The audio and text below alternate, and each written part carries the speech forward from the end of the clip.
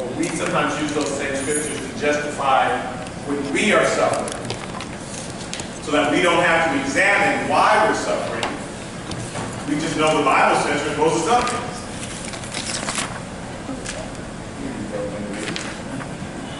So,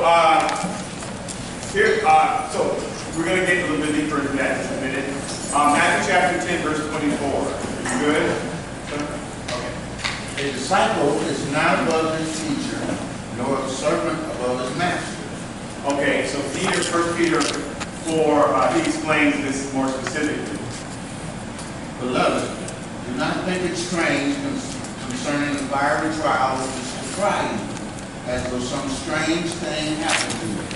But rejoice to the extent that you partake of Christ's suffering, that when his glory is revealed, you may also be glad with exceeding joy. Right. So he's saying, you know, Jesus went and preached the gospel, and people made fun of him, and what are you talking about? And whatever they say to you, Rodney, and whoever, if they say, maybe they didn't say anything.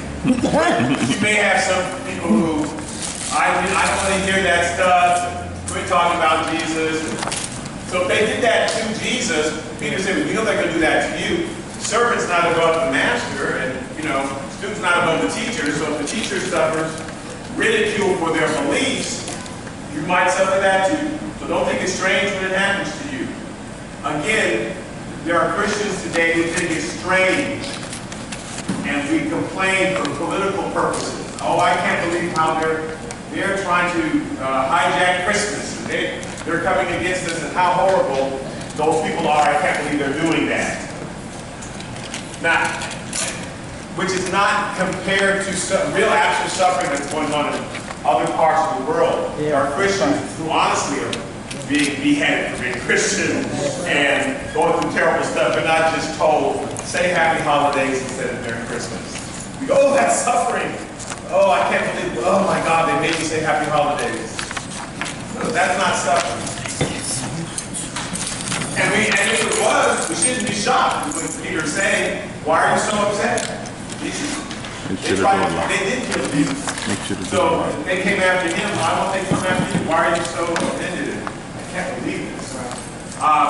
But this is a specific type of suffering because of your beliefs. He goes on to say in Matthew chapter 10, verse 25. It is enough for a disciple that he be like his teacher and a servant like his master. If they have called the master of the house Beelzebub, how much more will they call those of his household? So Jesus said, they called me Beelzebub. Does anybody know what Beelzebub means? Worship their Is what?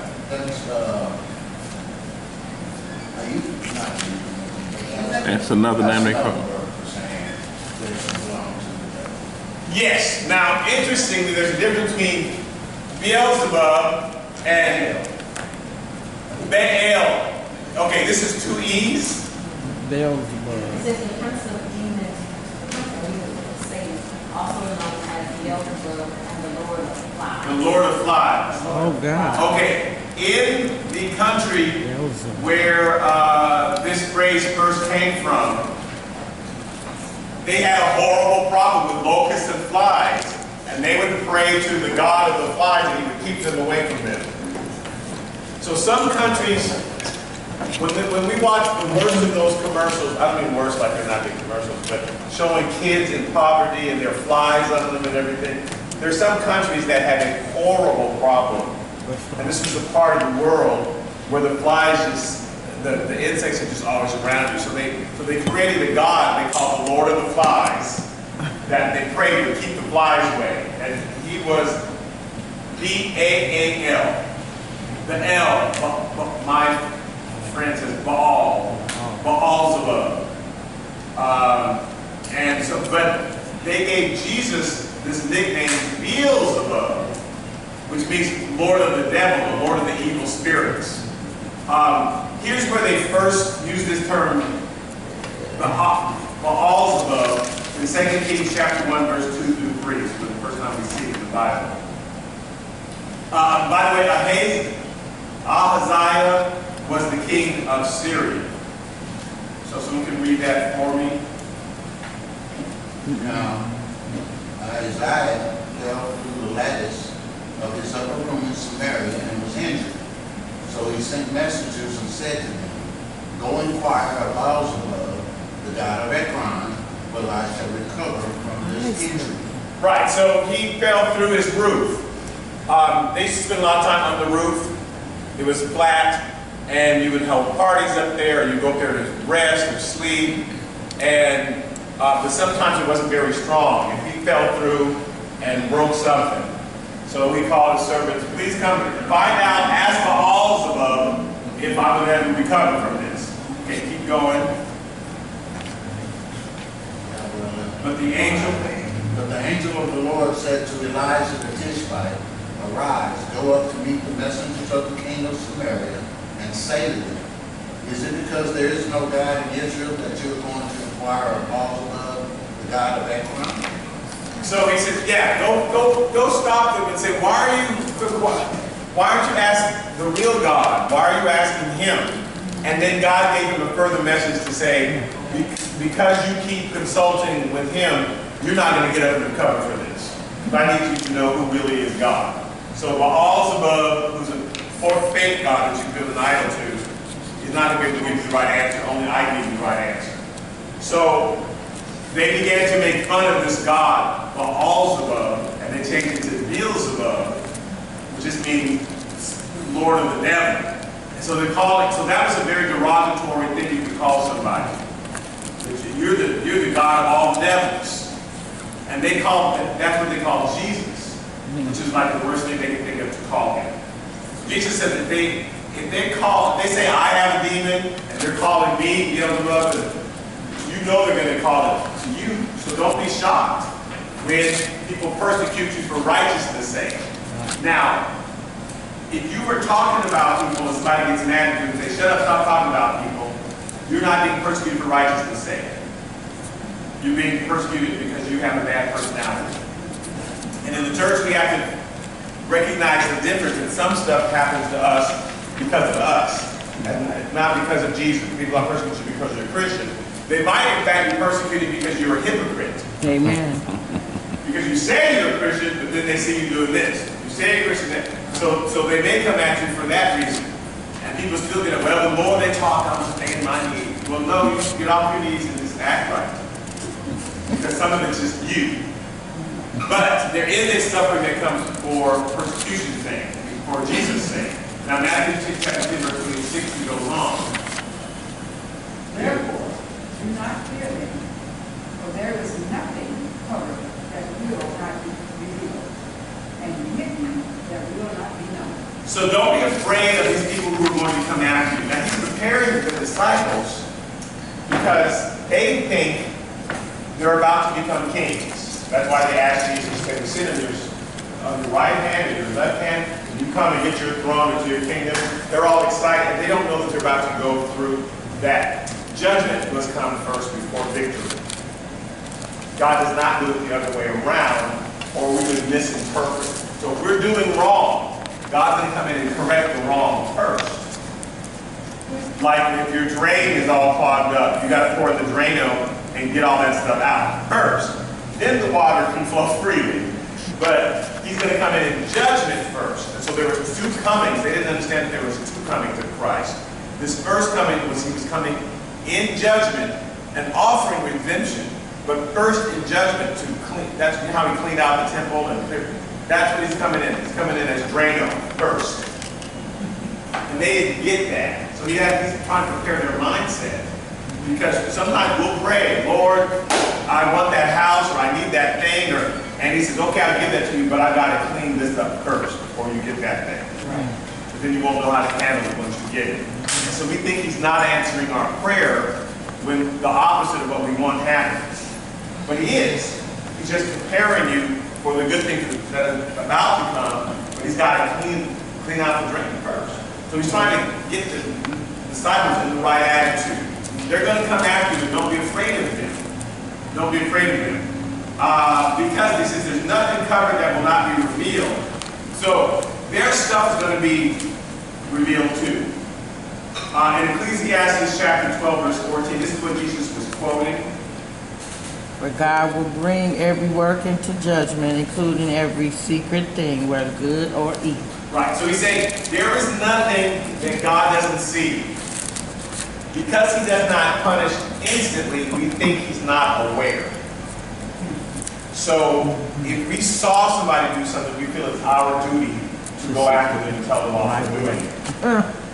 Because we don't see God snatching it immediately.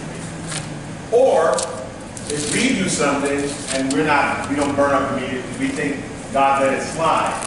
But there's nothing, whether good or evil, that God doesn't see and is not going to give a reward for. And the reward can be a bad reward or a good reward.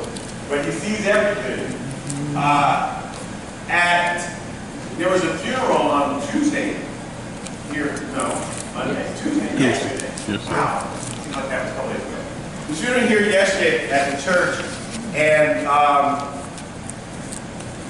two church members got into it for just a little bit, just quietly, no one knew but me, over something kind of silly. And one came back and, did you see what this person did? And better tell them. And I know I'm telling me, I'm not. Anyway, but this felt the need, they had to tell me.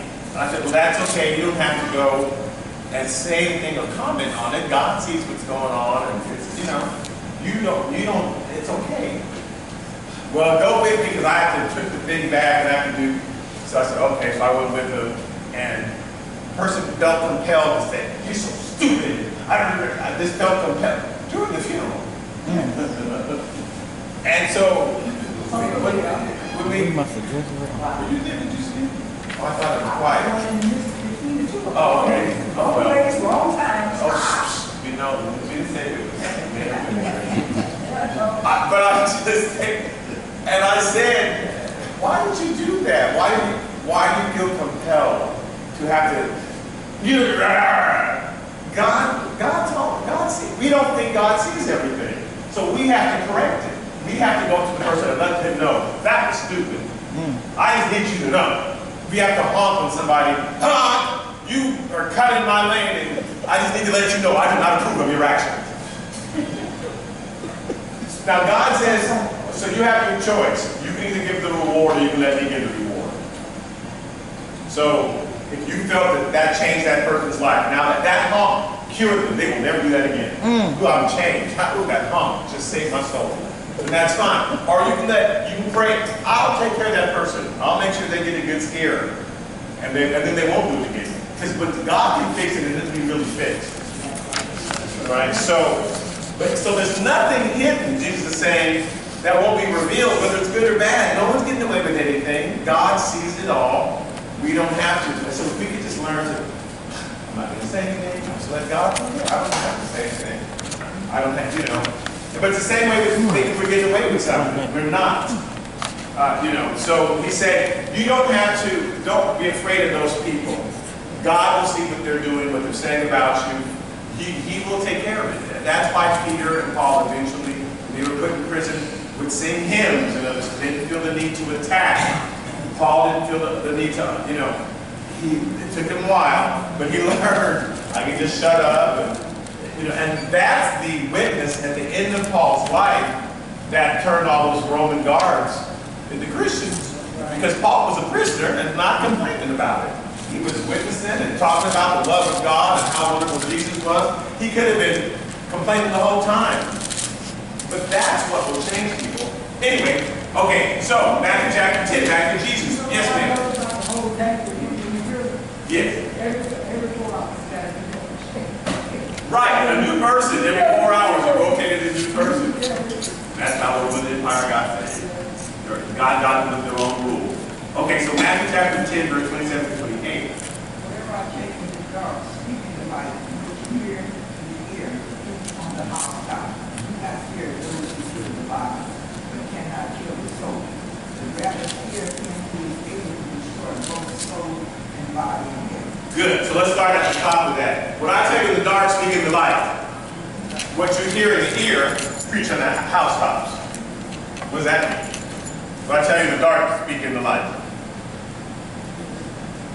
Well, see, he tends to talk to me in the bathroom, and then I come here and share with everybody else. Right. While you're taking a shower, God, yes, whispers in your ear. So what I say to you in your heart, speak that out loud. What I, I mean, that's how you just don't worry. But if I might whisper something into your heart, I'm going to tell you something, and that you can preach. Don't be afraid to say it. Don't be afraid to put it out there. And I'll protect you. I'll protect you. Amen. But he also says, here's who you need to be afraid of. Don't fear those who can kill the body but cannot kill the soul, but rather fear him who can destroy both soul and body in hell. Who's that? You didn't say the devil. Okay. Thank you. The devil can't kill nobody's soul. Thank you. There are people who say, well, the person who's able to, I had like 15 scriptures proving that that's not the devil. Most people think. But rather fear him who's able to destroy both soul and body in hell. If you need to be afraid of somebody, be afraid of God. But first let's talk about a body and soul. In the Old Testament mind, and that's who Jesus is preaching to, divided the person into two parts. You have a body and a soul. The body and the soul. Because he's trying to teach, God was trying to teach them slowly, not to be so concerned about the flesh. Understand that you have a soul even though you can't see it. So way back 400, 1,000 years before Christ, they did not understand the concept of a soul. They only believed in what they could see and touch. And so they're trying to explain you have an immortal soul. So you have to stop listening to your body all the time, listen to your soul. However, Paul went ahead and gives us the more, I was more correct. Jesus is talking again to them at the level that they are. But Paul gives us the level that we need to be at. That we are a tripartite being. We have three parts, right? So we read 1 Thessalonians chapter 5, verse 23. Now may the God of peace himself sanctify you completely, and may your whole spirit, soul, and body be preserved blameless at the coming of our Lord Jesus Christ. So here's how we divide it. We live in this body. We are a spirit. We are spirit. That's what we are. And our spirit has a soul, has a mind, emotions, etc. But the only part of it that gets regenerated when we were born again is our spirit. Our soul and mind still needs to be transformed. What were we going to say? I was just saying they still need to be Worked on. Paul in Romans, be transformed by the renewing of your mind. Our mind needs to be washed because it's picked up all the filth from the world. And so we need to work on our mind so that our spirit and mind can fight our flesh. Our flesh is dying. So there's nothing, that will never change. Your mind can be renewed so much that you can read the Bible so much and pray that most of the time you're thinking good thoughts and heavenly thoughts. You're right in line. Your body's never going to be in line because your body is dying. And so your body only ever makes death choices. So to listen to your body, you would weigh 1,000 pounds. Right? Because your body does not know when to stop eating. Your body doesn't know when to stop fighting. Your body will dance all night until you drop dead. Your body will get angry. Your body only knows how to do things that will lead to its death. So our mind says, you know what, I've had enough. That's 17 pieces of pizza. That's enough. They shouldn't have said all you can eat, because that was all I could eat. Your mind is what stops your body. You want to go, your body and your mind says, no, just leave it alone. Your body is not saying that. Your flesh is always dying, period. So your spirit is regenerated. And we learn to listen, and that's where the Holy Spirit resides. We learn to listen to the Holy Spirit. We'll just make excellent decisions after excellent decisions all day long. But in order, so there's a war between the spirit and the flesh, right? And that war is inside of us. Your mind is the umpire, deciding which way to go. And the more we renew our minds with the Word. Is our mind the soul? The soul, yes. Your soul contains your mind and emotions. Your soul contains your mind and emotions. So mind, body, and soul. No, It's spirit, soul, and I body. mean, but I'm just trying to figure out, I was trying to do a comparison with secular and scripture. Because to me, it all comes together. Right. Okay. But spirit, soul, and body. Okay. Spirit, soul, and body. And your soul contains your mind and emotions. Your intellect and emotions. But the spirit, soul, and body. So again, your body is dying. Your spirit is perfect before God. Will live forever. So you got this dying thing versus this living forever thing. And your soul is in the middle, trying to decide which way, what am I going to listen to? The Holy Spirit, which has a very faint voice because I have so much rap music in my head, or am I going to listen to my body? So, right. So, I listened to my body and kept eating until my belly button popped out, as you know. Didn't have anything in my head to stop me from saying, well, don't keep eating. Until I said, until my belly button popped. Your belly button actually can't pop out. If I had it in, it'd be hanging out. Wow. I thought that was wise, but I just would not stop eating. Because my body was, let's keep going. Your body, so your flesh is dying. So Jesus just says your body is soul. But the rest of the New Testament, as he's talking about the New Testament in mind, we understand the Spirit. So what we do, so if it's not the devil, what do we do to the devil? Because can you bind the devil? Yes. Because the Bible says, whatsoever is bound on earth is bound in heaven. Whatsoever is bound in heaven. Now, those people who were here for when we went over that, early in Matthew, yes. So, good. So the literal translation of that would be forbid and allow. Whatever you, not bind, you say forbid. I'll back you up. Whatever you allow, I'll back you up. He's talking to the first rabbi of the church. He's talking specifically to Peter. He's not even talking to everybody. He's only talking to Peter. And he's only telling Peter, you're going to be the head of the church. So things are going to happen like Gentiles, he didn't say this, but like Gentiles are going to show up and want to get saved. If you allow that, I'll back you up. If you forbid it, that's on you, Peter. That's whatever you allow or forbid, that's how the church is going to go. So what was your original question? can you bind the devil?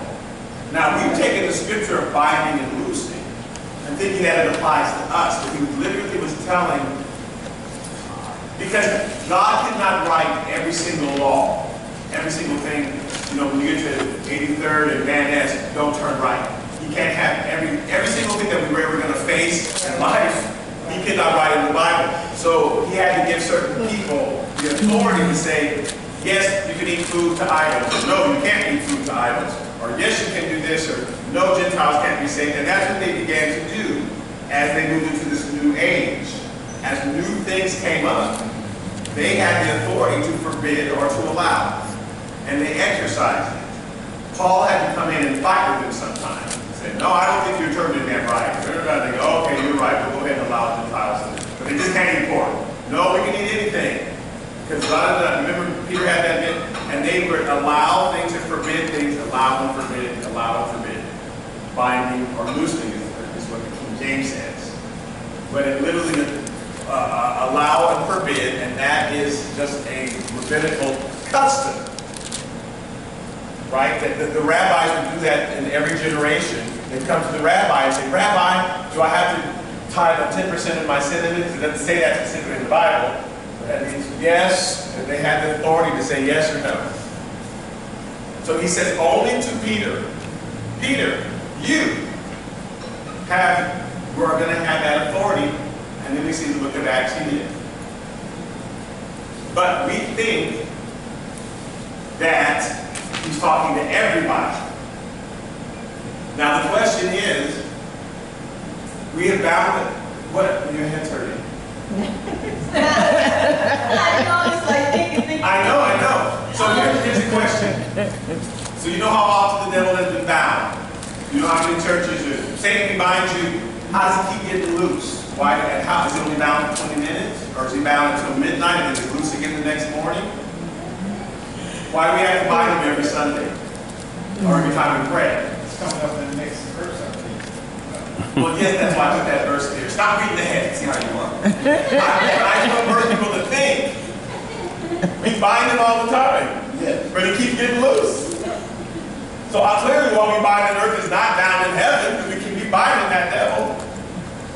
So obviously we can't. We think we can, but it doesn't work because we never were given that authority, which is specifically talking about rules of the church. Can we wear white? Can we wear black? You know, those sorts of things. But he wasn't giving, but that's how, since we read it in the context. We read it when we were looking earlier in Acts. Matthew, what's Acts? That's Mark and Matthew. We were reading it in context. If you read that in context, you'll see what he's talking about. That he's only talking to Peter. So if we can't bind the devil, what can we do to the devil? And this is where Johnny was reading ahead. Johnny likes to know the answers. I take too darn long. Yes, ma'am. Like rebuke him? We can Rebuke him? Well, specifically, yes, that's very close. Let's look at read James chapter 4, verse 7 right there at almost the bottom of that first page. Therefore, submit to God. Resist the devil, and he will flee from you. All we can do to the devil is resist him. His power, see, Jesus called him, the Bible calls him the God of this world. He says it's blinding our minds, lest we hear what God is going to say and be obedient. So the devil attacks our minds, because that's the battlefield, right? The spirit is alive to God, the flesh is dead to God. It's your soul, your mind, and your emotions. That's the battlefield. So that's where he gets to come in and whisper to us and say, now, did God really say that? Or you don't have to work. You can speak to that like, or whatever. I wouldn't put up with that. I know you in the church, but still, look how she looked at you. Right? The devil comes in and says that. We're to resist him, what he says. Just resist him. Get away from him. And he'll flee from you. It doesn't say we can bind him. We can't stop him from doing that. We'll just, if you resist him long enough, he'll give up. But if he knows you listen, it's like, ooh. He's coming back in me. Oh yeah, it's like somebody you like to tease. If you get to them, that's more exciting. Somebody you like to tickle, you probably would never say to. But some people are people that way. If they get you laughing, you shouldn't have done that, because I'm going to tickle you all day long until you wet your pants. My brother Joey, oh, sorry. Let that out. I know he's not here, but I just had to say it. Once I wet myself, then they were done. Are you happy now? I'm not so hard. But if they know it's working, right, that's exciting. They're going to keep doing it. I mean, you know, or somebody you like to tease, or, you know, or if you poking at somebody that gets them mad. Some people are like my wife. If she says something that makes you mad, she'll say it 12 times. Because that becomes funny to her. Yeah. I've always been able to just and to this day, my son still tries They try, see, I said, I don't want to be trying. it doesn't work. And usually people give up. So your son's still resistant. But that's the same thing with the devil. He'll give up after a while because it's not working. But if he sees it's working, he'll come back over and over and over again. So we're to resist him. But that's all we can do. We cannot stop him. He's free to roam around and do what and say what he wants, but he has no power to cause the circumstances of our life. His only power is to get us to listen to him. It says for a season, doesn't it? Somewhere for a season. Yes, he's free for a season. We're still in that season. Right. His season is coming to an end, which will be reading around with Revelation. So, but we cannot stop him. We can only resist him. right? And he's going to do what he wants. 1 Peter chapter 5, verse 8 and 9. Be sober, be vigilant, because your adversary, the devil, walks about like a roaring lion, seeking whom he may devour. Resist him, steadfast in the faith, knowing that the same sufferings are experienced by your brotherhood in the world. So these people who are ready to give up, like, I give up. The devil said, you should give up. What you're going through is terrible. Right. You know, this is, no one on earth has ever been talked about like this. No one has, exactly. When you're just, oh no, you need to leave that church because, you know, blah, blah, blah. That's the devil. Yeah. And Peter said, what you going through? Everybody goes through that. There's no church somewhere where, you know, they're all heavenly. You're going to get, yes sir. And I'm just going to add to that. April 25th. The devil cannot read my mind. He can only deal with what comes out of my mouth. Right. So I'm learning as I grow. A lot of times, keep your mouth shut. When you're thinking something, keep your mouth shut. Right. Don't say it out loud. Don't give ammunition. Yeah. He sees the situation around you. So he says, well, surely that made you mad. And you say, oh, wow, praise the Lord. That's not going to work. And he'll walk off. But don't say, yeah, I'm sure. And keep your mouth shut. Don't agree with the devil. You have to decide who you're going to agree with. The devil or the Lord.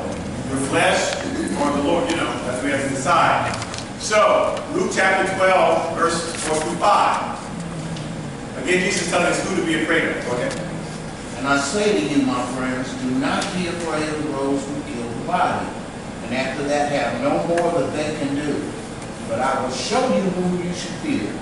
Fear him who, after he has killed, has power to cast into hell.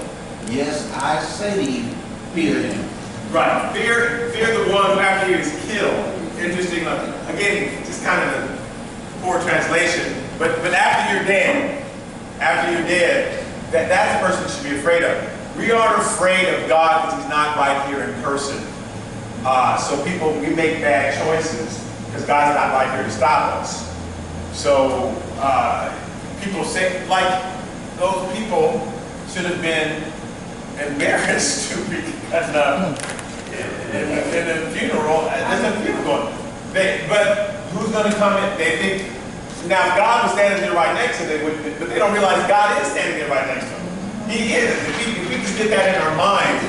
And why don't we think that God is standing right next to him? Because he's only in the pulpit. Right. That's why I keep saying, that's why I hate that. That's why I'm adamant about that. Stop teaching people that pulpit area is holy and women can't go there, but you can go over here. Because that makes people think that that's the only place God is. So you can act ugly in the pew because he's not back there. That's not holy. Let's think that the whole church is holy. I'm just saying it's bad to keep doing it. We're not doing it to be bad. But it teaches us the wrong thing. And I'm going to fight it. I just keep fighting it. Because I want children to think that God is sitting next to them. That he's not up there and he's everywhere. So there is James chapter 4, verse 12. There's one lawgiver that makes you save and to destroy. Who are you to judge another? Right, so there's only one person that we need to be afraid of. Proverbs chapter 9, verse 10. So this is what's good about fearing the Lord. Proverbs chapter 9, verse 10. The fear of the Lord is the beginning of wisdom, and the knowledge of the Holy One is understanding. So when you here, so what is wisdom? Well, wisdom is the ability to understand how your consequences will affect in the future. Yeah. So I'm going to make this choice now because I see how it's going to affect me later. I'm not going to eat this double chili cheeseburger from Tommy's. Oh, and I already said that last Oh night. my God. With extra chili. Oh my God. But this morning, my stomach said, did you have chili? Let me show you what that did to you. Wisdom would have said, don't eat that at midnight. Wisdom said, oh, you should just wait on that, or just eat a bite or two of it. It was too delicious. And my body said, eat all that up right now. Now this is the flesh. Wisdom is the ability to see the future. That's what you want children to ultimately have. That's what we need to ultimately have, because you make decisions because you understand how the consequences are going to affect the future. Our emotions doesn't mean to act right now. I can say that right now. But wisdom says, no, because that's going to start some mess, right? So fear of God is the beginning of wisdom. Knowing that God knows what's going to happen in the future. So if I listen to Him, He's going to give me the wisdom of what to do in the situation. Because He's already been in the future. He's already seen the result of my actions. So let me just stop and listen to the Lord and see what He tells me to do. So the fear of the Lord is the beginning of wisdom, meaning I better wait and see what God wants me to do. I don't want to just get out ahead of Him. And the Holy One, knowledge of the Holy One is understanding. Again, in Proverbs 1:7, it says the same thing. What else do you have? The fear of the Lord is the beginning of knowledge, but fools despise wisdom and instruction. Yeah, don't tell me what to do. I know what you want to do. A fool doesn't want you to say, no, I don't think you should do that. Right, Ecclesiastes 12, verse 13 and 14. Let us hear the conclusion of the whole matter. Fear God and keep His commandments. Do two things. Listen to Him and then do what He said to do. For this is man's all. Yes. For God will bring every work into judgment, including every secret thing, whether good or evil. Right. So then you're not going to get away with nothing. You will have to pay. If you eat that double cheeseburger with extra sugar, there will be a day of reckoning sooner than you think. It all will come out. Okay. Back to chapter 10, verse 29, he should go on to say, Are not two sparrows sold for a half a coin, and not one of them falls to the ground apart from your Father's will? So here's the other discussion that went on in the church. Because we taught suffering the wrong way, we decided to go to the other end. So I heard a lot of sermons when I was a teenager that were trying to correct the suffering doctrine. Because it seemed like people were going to say, come be a Christian and suffer for the rest of your life, you know. Just be a Christian in God, you're just going to suffer because the Bible says suffering. Although we're defining that suffering for righteousness' sake, meaning you're defending Jesus, then you might suffer. But it sounded like we were just teaching people, you know, when you're going to be a Christian, you expect to suffer. Well, no, you can't. So they went to the other extreme and said, you should never suffer if you're a Christian. If you suffer against the devil, and all you have to do is bind, that's when we started binding the devil and stuff like that. Because we said the Bible teaches, we said this incorrectly. And so I heard a lot of sermons, and I went to schools that taught this, and that, you know, as long as you're using your faith the right way, you should be able to stop everything that the devil might do. And they define everything the devil might do as anything bad, and anything that God is doing is anything good. So your faith stops all the fiery darts of the wicked one. Well, his darts are coming at your mind to try to get us to doubt God. But they thought his darts were like a flat tire, and your plumbing backs up, and, you know, if you have enough faith, then you should be able to not have any problems in life. Those are the fiery darts. So they define the devil as God's opposite equal. Right? God is strong, the devil is strong, they're both strong, and that's the war that's going on. But there isn't a war going on. Jesus has already won the war. The only war is in our heads now. And if we don't listen, we just resist the devil, and we're good. But he doesn't have the power over our circumstances. And so, but you still can go to churches today that are preaching that it's the devil. Anything that bad happens to you is the devil. You know, my foot hurts. Maybe there's a rock in your shoe. Just check it. No, it's a devil. They bind the devil. Devil, come out of my shoe. Devil's not in your shoe. It's just a rock. Stop binding the devil. He's not that. Resist him.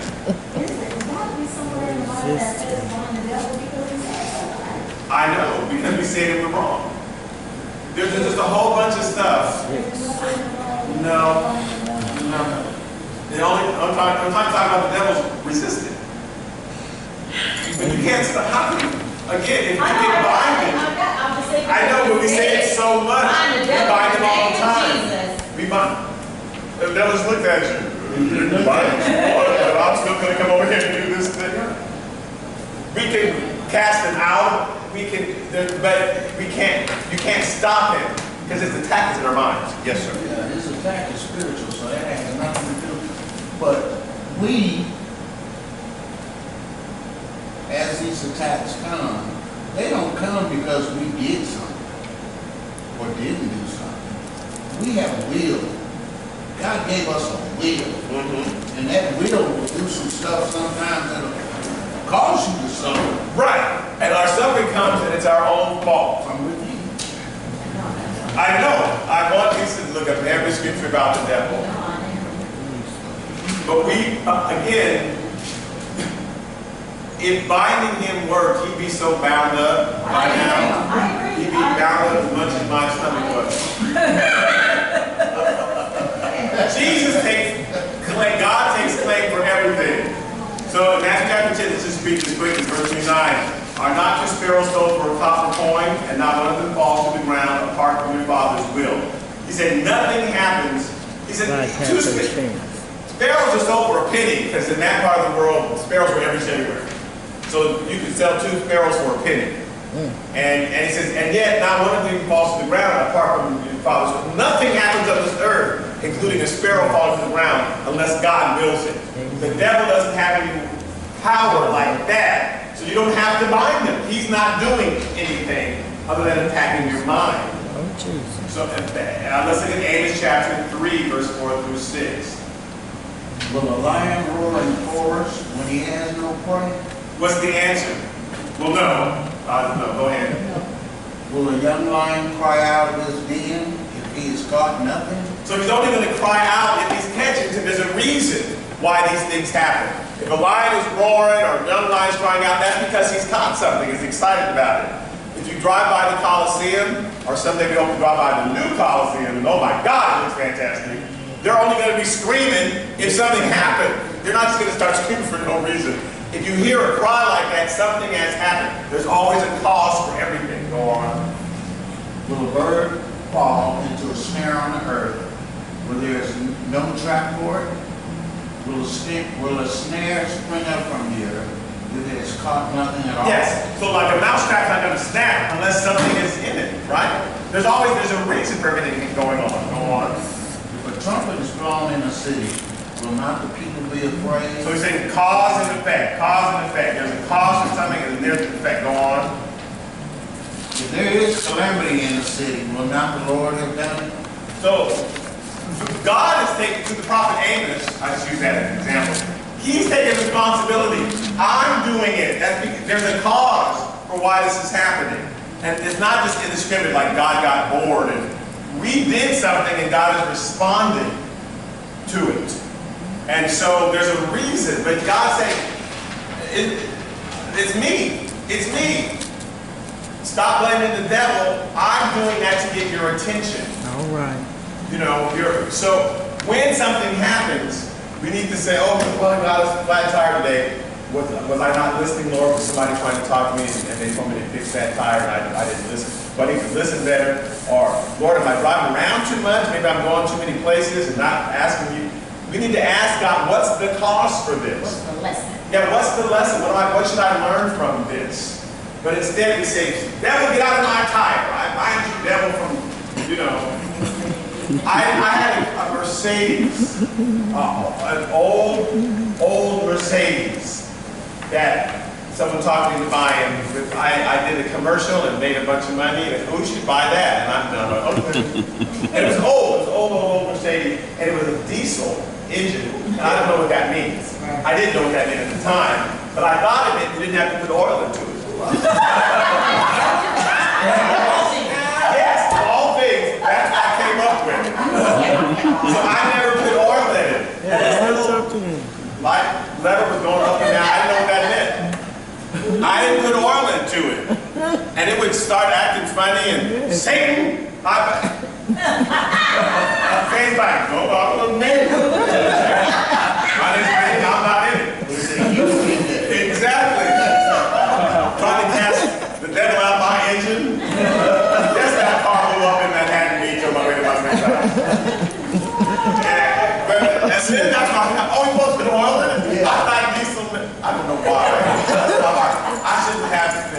I'm good with it. Take it all away. No, you know I'm not good with it. And Yes, sir.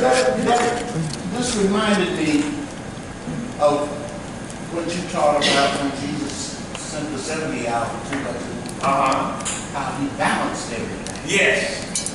And this is the same thing. There's a balance. If we do something over here, there is a counter coming. Right. There is something that's going to happen because you did that. Yes. The reaction is real. Reaction. Right. God made that up. He made it the laws of nature. So, you know, you drop down, it's going to fall. It's like God, Satan, come out of that. No, you dropped it, it's going to fall. You can't keep casting Satan out of stuff that you did. And so if there's a reaction to it, God saying, that was me. That was me. So come to me and ask, why did that calamity happen? Don't go to the devil.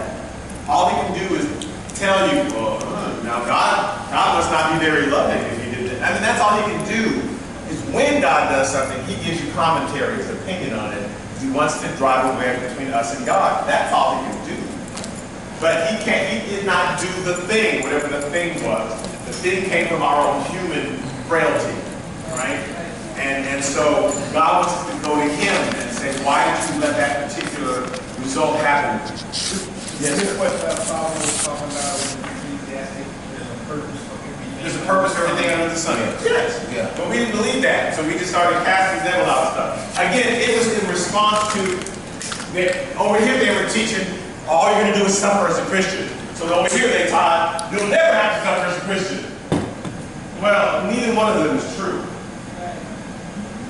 Our goal is just to be obedient to God, not to never suffer or always suffer, just to do whatever it is that God wants us to do. Sometimes you can have it in prison like Paul, but there'll be a reason for it.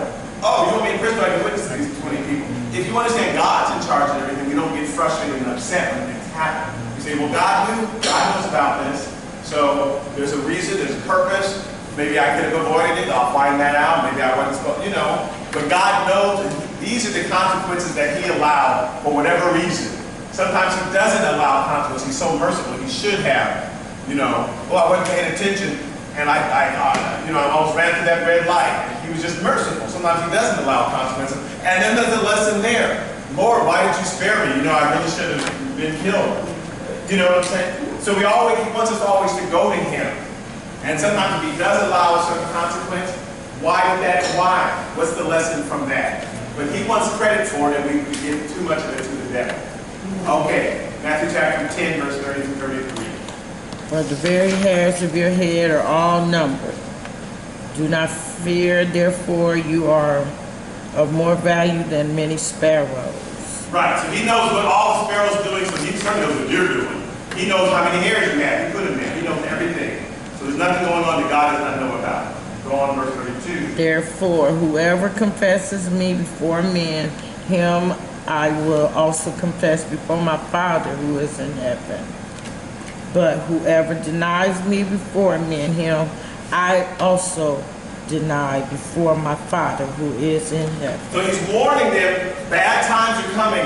Don't deny me. Don't let those bad times, don't let the devil get to you and say, well, you better save your life. You better say, I don't know who Jesus is, because you might end up in hell. Don't do that. Bad times are coming, and he's trying to prepare his disciples. So if you deny me now, and he means literally, I will deny you before my Father, because Jesus is going to call the roll, win the roll of all on Sunday, and look at the book of life. And if you have confessed him, you'll say, yes, Lord, and he will read off your name to the Lord and say, yes, let them in, yes, let them in, yes, let them in. In fact, in Revelation, we get a small picture of that. Revelation chapter 3, verse 5.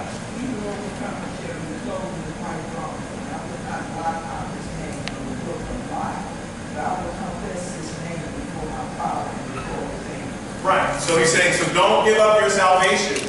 And that was, now again, Peter was a young Christian. Remember when Peter denied Jesus 3 times? Well, he was young, you know. But later, when he became older and more persecution came, he was like, yeah, bring it on.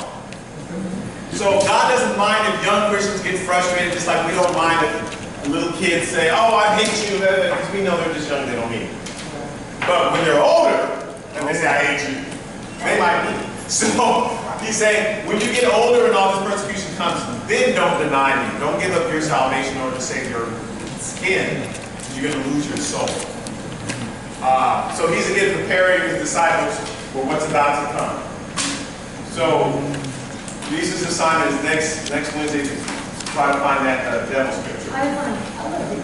You know I tried. I know it's not there. It is not there. But so there's a lot of things that we do that we shouldn't do. You should study to show yourself approved. Right. Well, and they just don't know any better. So I'm gonna make sure it is on this. But that's one reason why I'm going verse by verse. I know it's slow, but I just wanted us to see. Here's what he was talking about. In context, you can see what he's saying. And so that way we won't misread it and get the wrong ideas. If we get the wrong ideas, God's not mad at us. But we're just not as effective as we could be as Christians because we're wasting time buying the devil. I mean, that's not going to do anything. Jesus. So, and if you have any questions, I can go over those scriptures again about binding and loosening. I mean, not right now, but let me know, and I'll go again. I don't need you to take my word for it. That's fine. Okay. Any questions? We're good. Thank you for. I'm sorry that went over. Let's bow our heads.